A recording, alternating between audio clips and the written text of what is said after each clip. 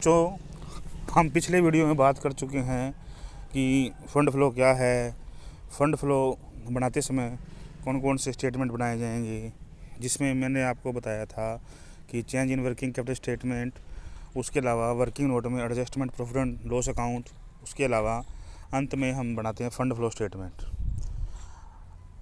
ये भी मैंने आपको बताया था कि जो एडजस्टमेंट पिंडल अकाउंट है, change in working capital statement है, या उसके अलावा आपका जो फ़ंड फ़्लो स्टेटमेंट है, उनमें कौन कौन सी उसमें मदें आएंगी।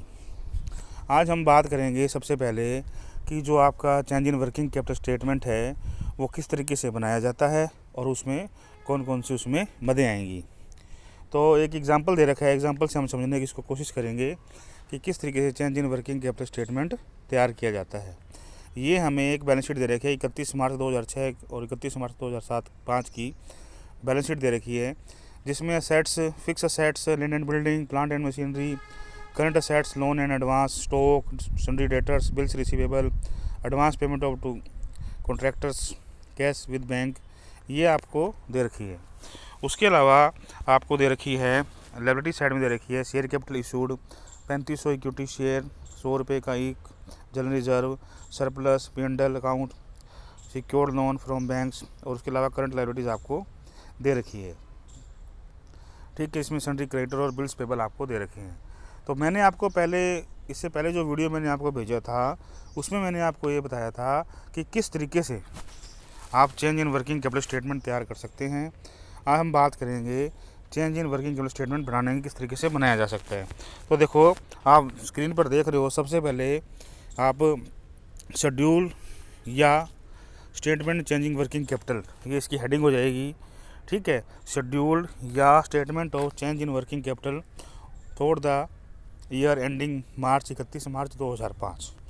उसके अलावा फर्स्ट कॉलम इसमें जो बनेगा वो बनेगा आइटम का, दूसरा कॉलम बनेगा मार्च 31 2005 और 2006, मतलब प्रीवियस ईयर की बैलेंस शीट का जो ईयर है और जो बैलेंस शीट दे रही है उसका।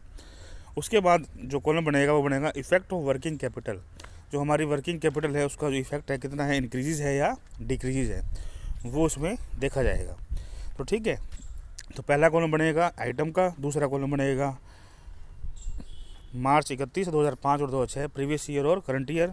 उसके अलावा इफेक्ट ऑफ वर्किंग कैपिटल, जो आपकी वर्किंग कैपिटल है वो इंक्रीज़ हुई है या डिक्रीज़ हुई है। ठीक है, तो सबसे पहले हम इसमें लेते हैं करंट असेट्स।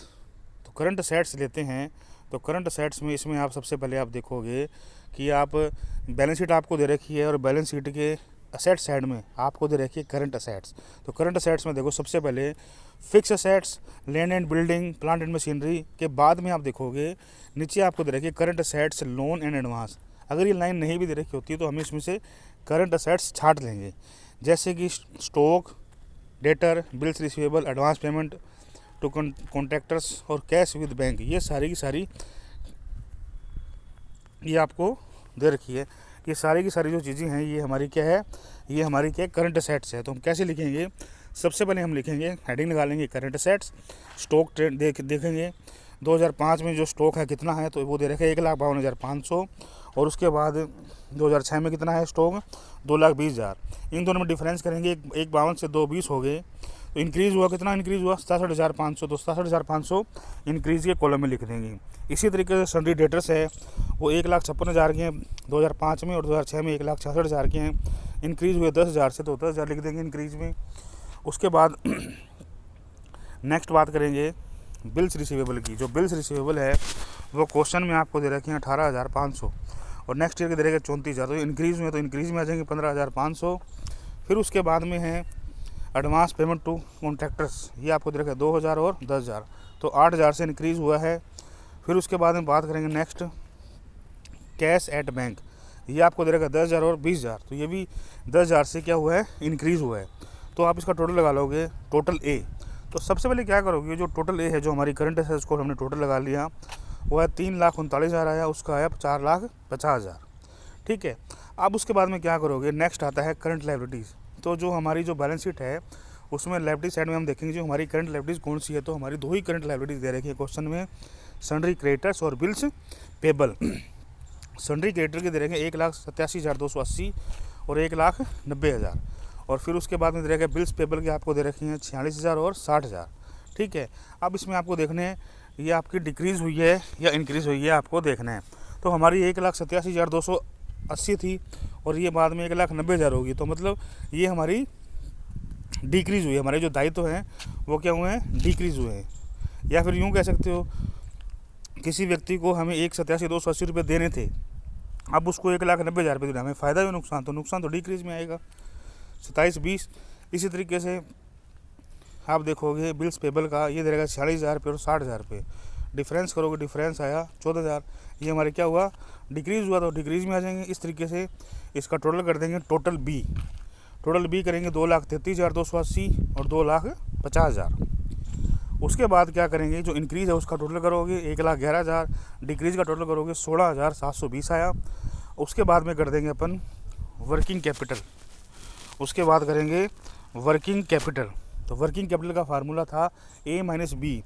ए का मतलब यहाँ करंट असेट से है, बी का मतलब यहाँ करंट लायबिलिटी से है। तो हम क्या करेंगे, 3,39,000 में से 2,33,280 माइनस की तो है 1,05,720, और इधर 4,50,000 में से 2,50,000 माइनस किया तो है 2 लाख रुपये।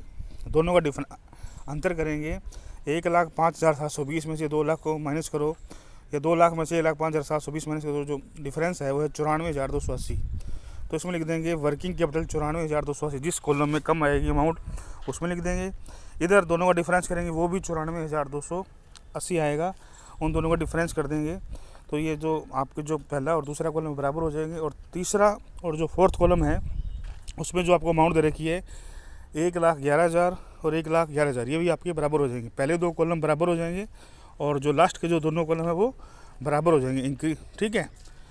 तो ये पहला जो फॉर्मेट है चेंज इन वर्किंग कैपिटल का वो इस तरीके से बनेगा। और दूसरी बात है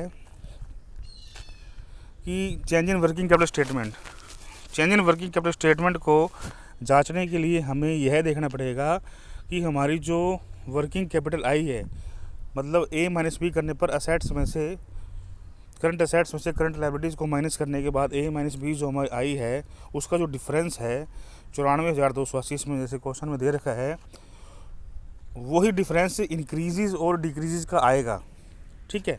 इससे हमारा क्वेश्चन हमें पता चलेगा कि हमारा क्वेश्चन सही है। इसमें पहले जो दो कॉलम होंगे वो दोनों बराबर हो जाएंगे और लास्ट के जो दोनों कॉलम होंगे वो हमारे बराबर हो जाएंगे। इससे फिर ये पता चलता है कि जो हमारा जो ये क्वेश्चन है वो सही है, ठीक है।